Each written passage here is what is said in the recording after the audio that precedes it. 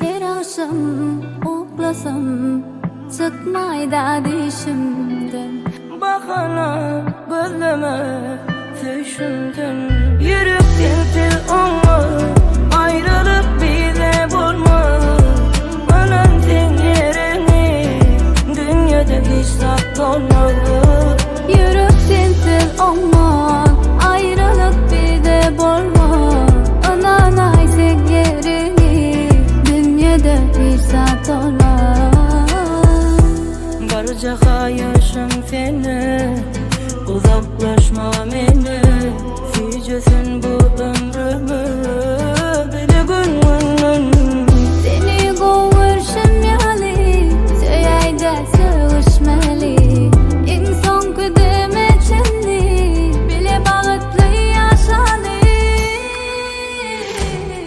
Yürüp sensiz olmak, ayrılık bize bulmak. Anam sen yerini dünyada hiç saklama. Yürüp sensiz olmak, ayrılık bize bulmak. Ananay sen yerini dünyada hiç saklama.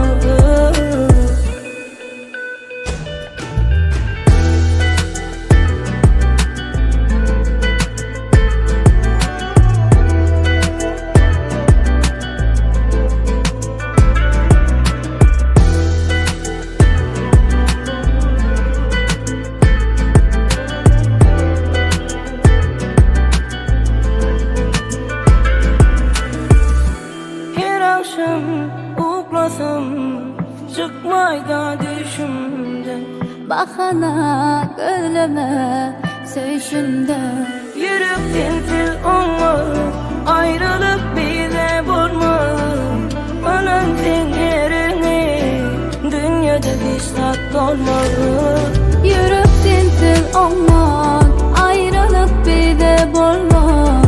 Ananay sen yerini dünyada hiç saklama.